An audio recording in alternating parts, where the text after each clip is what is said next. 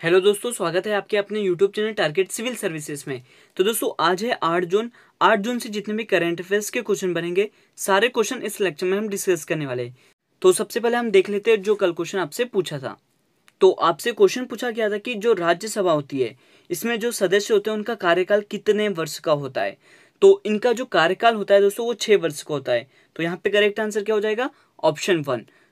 और यहाँ पे मैंने आपसे एक और क्वेश्चन पूछा था कि जो राज्यसभा के सभापति होते हैं उन्हें क्या कहते हैं, तो उपराष्ट्रपति कहते हैं। और वर्तमान में जो राज्यसभा के सभापति है वो कौन है, तो वो एम वेंकैया नायडू है। ये आपको याद रखना है। अब तो दोस्तों अब स्टार्ट करते हैं कल के क्वेश्चन का रिवीजन। तो पहला क्वेश्चन है कि सरस्वती सम्मान से सम्मानित किस विख्यात उपन्यासकार का हाल ही में 89 साल की उम्र में निधन हो गया है। तो इनका नाम है दोस्तों लक्ष्मी नंदन वोरा। यहाँ पे करेक्ट आंसर क्या हो जाएगा? ऑप्शन 1। नेक्स्ट क्वेश्चन है कि किस देश ने लिनेट होम नामक एक कृत्रिम द्वीप तैयार करने की परियोजना को मंजूरी दी है। तो ये मंजूरी किसने दी है? डेनमार्क ने। तो यहाँ पे करेक्ट आंसर हो जाएगा ऑप्शन 3। चलते हैं दोस्तों नेक्स्ट क्वेश्चन की ओर। और दोस्तों अभी तक आपने हमारे वीडियो लेक्चर को लाइक नहीं किया है तो लाइक कर दे, शेयर कर दे। अगर आप इस चैनल पर नए हो तो इसे सब्सक्राइब भी जरूर करें। नेक्स्ट क्वेश्चन है कि हाल ही में किस राज्य की सरकार ने नॉलेज इकोनॉमी मिशन को लॉन्च किया है।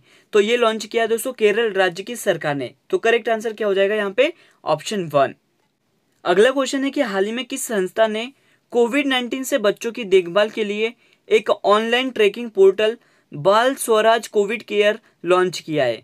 तो ये किसने लॉन्च किया है? ये राष्ट्रीय बाल अधिकार संरक्षण आयोग ने। तो यहाँ पे करेक्ट आंसर हो जाएगा ऑप्शन 1। चलते हैं नेक्स्ट क्वेश्चन की ओर। तो क्वेश्चन है कि नफ्ताली बेनेट किस देश के नए प्रधानमंत्री बने हैं। तो ये बन गए दोस्तों इजराइल के। तो यहाँ पे करेक्ट आंसर हो जाएगा ऑप्शन 2।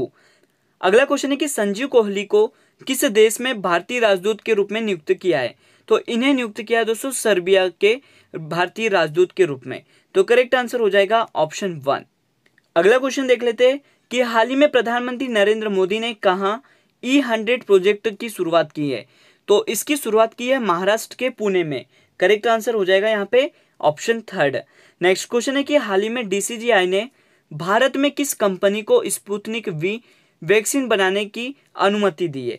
तो ये अनुमति दी है दोस्तों सीरम इंस्टीट्यूट को। तो करेक्ट आंसर यहाँ पे ऑप्शन 3 हो जाएगा। चलते हैं नेक्स्ट क्वेश्चन की ओर। तो संयुक्त राष्ट्र रूसी भाषा दिवस कब मनाया गया है। तो ये कब मनाया गया है दोस्तों? 6 जून को। तो करेक्ट आंसर क्या हो जाएगा यहाँ पे? ऑप्शन 2। और आज का रिवीजन का लास्ट क्वेश्चन है कि सतत विकास रिपोर्ट 2020 के अनुसार भारत का कौन सा रैंक रहा है। तो भारत का इस इंडेक्स में रैंक रहा है 117। तो यहाँ पे करेक्ट आंसर हो जाएगा दोस्तों ऑप्शन 4। अब दोस्तों हम स्टार्ट करते हैं आज के करंट अफेयर्स। तो पहला क्वेश्चन है आपके लिए कि 60वीं सीनियर राष्ट्रीय एथलेटिक्स चैंपियनशिप का जो आयोजन है वो कहाँ किया जाएगा। तो इसका आयोजन करने वाले हैं दोस्तों पटियाला में। तो यहाँ पे करेक्ट आंसर क्या हो जाएगा? ऑप्शन 2। तो आपको याद रखना है दोस्तों कि जो 60वीं सीनियर राष्ट्रीय एथलेटिक्स चैंपियनशिप है इसका आयोजन पंजाब के पटियाला में किया जाएगा। तो दोस्तों पटियाला में 25 से 29 जून तक 60वीं सीनियर राष्ट्रीय एथलेटिक्स चैंपियनशिप की जो मेजबानी है वो की जाएगी, जो टोक्यो ओलंपिक के लिए अंतिम क्वालिफाई स्पर्धा के रूप में भी काम करेगी। तो याद रखना है दोस्तों इसका जो आयोजन है वो पटियाला पंजाब राज्य में किया जा रहा है। अब चलते हैं दोस्तों नेक्स्ट क्वेश्चन की ओर। तो हाल ही में किसने परफॉर्मेंस ग्रेडिंग इंडेक्स 2019-20 जारी किया है। तो इसे जारी किया है डॉक्टर रमेश पोखरियाल निशंक ने। यहाँ पे करेक्ट आंसर क्या हो जाएगा दोस्तों? ऑप्शन 1। और ये है दोस्तों हमारे देश के शिक्षा मंत्री डॉक्टर रमेश पोखरियाल निशंक ने। इन्होंने हाल ही में परफॉर्मेंस ग्रेडिंग इंडेक्स 2019-20 को जारी किया है। और दोस्तों इस इंडेक्स को जारी करने का जो उद्देश्य है वो मैं बता देता आपको। तो शिक्षा के क्षेत्र में स्कूल ने कितना अच्छा प्रदर्शन किया इस इंडेक्स से ये पता लगाया जा सकता है। और इस इंडेक्स को किस आधार पर जारी किया जाता है। तो इसको जो बेस होता है वो क्या होता है? इंफ्रास्ट्रक्चर, शिक्षा गुणवत्ता और छात्र शिक्षक का अनुपात। ये तीनों इसके बेस होते हैं। मतलब इस आधार पर इस इंडेक्स को जारी किया जाता है। और दोस्तों यहाँ पर हम बात करें कि सबसे अच्छा परफॉर्मेंस किस राज्य का रहा है। तो दोस्तों इसकी 10 कैटेगरी है। इसमें से हम बात कर लेते हैं फर्स्ट कैटेगरी की। तो पहली कैटेगरी में रखा है दोस्तों पंजाब, चंडीगढ़, केरला, तमिलनाडु और अंडमान निकोबार को। कैटेगरी 1 में रखा गया है, जो कि सबसे अच्छा परफॉर्मेंस करने वाले स्कूल हैं। अब चलते हैं दोस्तों नेक्स्ट क्वेश्चन की ओर। क्वेश्चन है कि हाल ही में किस राज्य या केंद्र शासित प्रदेश ने जहां वोट वहां वैक्सीनेशन अभियान को लॉन्च किया है? तो ये लॉन्च किया है दोस्तों दिल्ली राज्य की सरकार ने। तो करेक्ट आंसर क्या हो जाएगा? ऑप्शन 2। तो दिल्ली सरकार ने कोविड-19 के खिलाफ दिल्ली के लोगों को टीका लगाने के लिए एक टीकाकरण अभियान, मतलब जहां वोट वहां वैक्सीनेशन लॉन्च किया है। और इस अभियान के तहत मतदान केंद्र पर 45 वर्ष से अधिक उम्र के लोगों को टीका लगाया जाएगा। और यहाँ पर हम बात कर लेते हैं दिल्ली की, जिसकी राजधानी नई दिल्ली है। और यहाँ के वर्तमान में मुख्यमंत्री अरविंद केजरीवाल है, और जो उपराज्यपाल है वो कौन है? अनिल बैजल है। और दिल्ली के उच्च न्यायालय के जो मुख्य न्यायाधीश है वो है दोस्तों धीरू भाई नारायण भाई पटेल। ये भी आपको याद रखना है। चलते हैं नेक्स्ट क्वेश्चन की ओर। तो क्वेश्चन है दोस्तों कि विश्व खाद्य सुरक्षा दिवस कब मनाया गया है? तो ये मनाया गया है 7 जून को। तो यहाँ पे करेक्ट आंसर हो जाएगा ऑप्शन 3। तो प्रतिवर्ष 7 जून को विश्व खाद्य सुरक्षा दिवस मनाया जाता है। और इस दिवस को मनाने का जो उद्देश्य होता है वो होता है दोस्तों कि खाद्य सुरक्षा के प्रति उन लोगों को जागरूक करना जो खराब भोजन का सेवन करने की वजह से गंभीर रोग से ग्रस्त हो जाते हैं, और साथ ही यह सुनिश्चित किया जाना है कि हर व्यक्ति को पर्याप्त मात्रा में सुरक्षित और पौष्टिक खाना मिल सके। तो याद रखना है आपको कि विश्व खाद्य सुरक्षा दिवस 7 जून को प्रत्येक वर्ष मनाया जाता है। क्वेश्चन है कि निम्न में से किस भारतीय को जून 2024 तक के लिए विश्व बैंक शिक्षा सलाहकार नियुक्त किया गया है? तो ये नियुक्त किया है दोस्तों रणजीत सिंह दिसाले को। यहाँ पे करेक्ट आंसर हो जाएगा ऑप्शन 1। और आप देख सकते हैं दोस्तों ये है रणजीत सिंह दिसाले, जिन्हें हाल ही 2024 तक के लिए विश्व बैंक शिक्षा सलाहकार के रूप में नियुक्त किया गया है।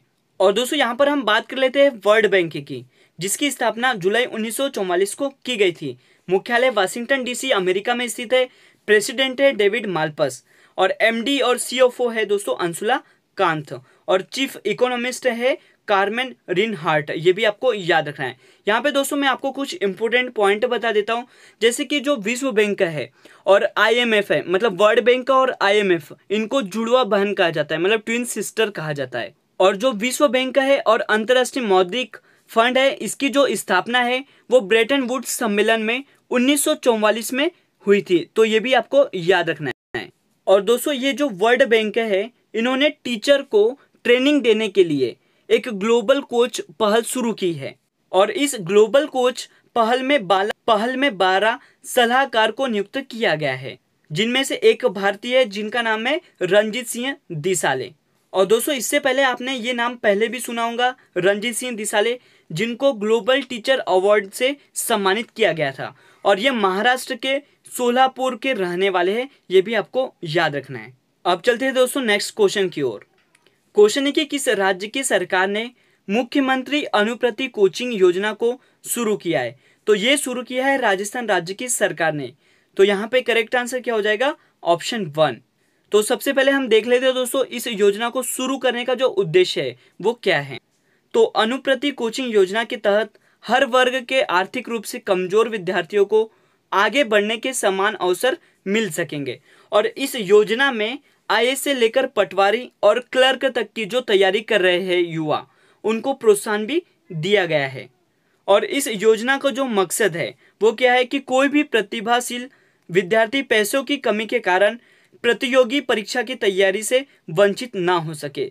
तो याद रखना है दोस्तों आपको कि जो अनुप्रति कोचिंग योजना की जो शुरुआत है वो राजस्थान सरकार ने की। और यहाँ पर हम दोस्तों बात कर रहे हैं राजस्थान की, जिसकी राजधानी जयपुर है और मुख्यमंत्री अशोक गहलोत है। गवर्नर की बात करें तो ये कलराज मिश्रा है, और यहाँ के जो मुख्य न्यायाधीश है वो इंद्रजीत मोहंती है। और साथ ही दोस्तों आपको याद रखना है कि क्षेत्रफल की दृष्टि से भारत का जो सबसे बड़ा राज्य है वो कौन सा है? तो वो है राजस्थान। तो याद रखना है आपको कि राजस्थान राज्य की सरकार ने मुख्यमंत्री अनुप्रति कोचिंग योजना को शुरू किया है, और ये है दोस्तों अशोक गहलोत जी। अब नेक्स्ट क्वेश्चन है दोस्तों आपके लिए कि formula 1 race Azerbaijan Grand Prix 2021 का जो खिताब है वो किसने जीता है? तो इस खिताब को जीता है सर्जियो पेरेज ने। यहाँ पे करेक्ट आंसर हो जाएगा दोस्तों ऑप्शन 2, और ये है दोस्तों सर्जियो पेरेज। तो दोस्तों ये जो अजरबैजान ग्रैंड प्रिक्स है यह एक तरह का F1 कार रेस है।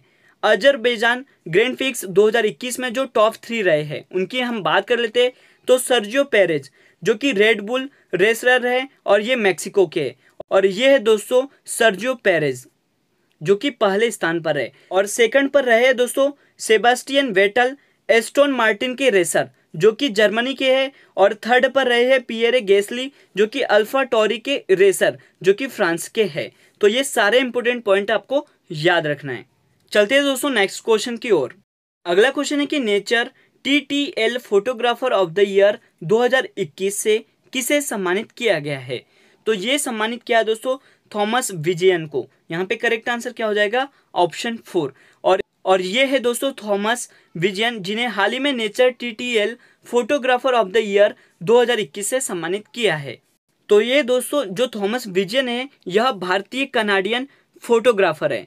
तो दोस्तों यहाँ पे मैं आपको बता दूं कि जो नेचर TTL है यह एक वेबसाइट है जो प्रकृति की फोटोग्राफी खींचने में दिलचस्पी दिखाने वाले लोगों को सही दिशा प्रदान करती है। और nature TTL photographer of the year award हर साल प्रकृति में बेहतर फोटोग्राफी के लिए दिया जाता है। तो याद रखना है आपको दोस्तों कि जो फोटोग्राफर ऑफ द ईयर 2021 बने हैं वो कौन बने हैं, थॉमस विजयन। नेक्स्ट क्वेश्चन है कि तृणमूल कांग्रेस पार्टी के जो नए राष्ट्रीय महासचिव है वो कौन बने हैं। तो ये बन गए दोस्तों अभिषेक बनर्जी। यहाँ पे करेक्ट आंसर क्या हो जाएगा, ऑप्शन 1। और ये है दोस्तों अभिषेक बनर्जी जिन्हें हाल ही में तृणमूल कांग्रेस पार्टी के नए राष्ट्रीय महासचिव बनाए गए हैं। यहाँ पे दोस्तों हम बात कर लेते हैं तृणमूल कांग्रेस पार्टी की, जिसकी स्थापना 1 जनवरी 1998 को की गई थी। लीडर है इसके दोस्तों ममता बनर्जी और अध्यक्ष है सुब्रता बख्शी। और इसके जो संस्थापक है मतलब जो तृणमूल कांग्रेस पार्टी है इनकी जो संस्थापक है वो ममता बनर्जी है। और अब चलते हैं दोस्तों आज के लास्ट क्वेश्चन की ओर। तो हाल ही में किसे उत्तर प्रदेश मानव अधिकार आयोग का अध्यक्ष नियुक्त किया गया है। तो ये नियुक्त किया दोस्तों बालाकृष्ण नारायण को। यहाँ पे करेक्ट आंसर क्या हो जाएगा, ऑप्शन 3।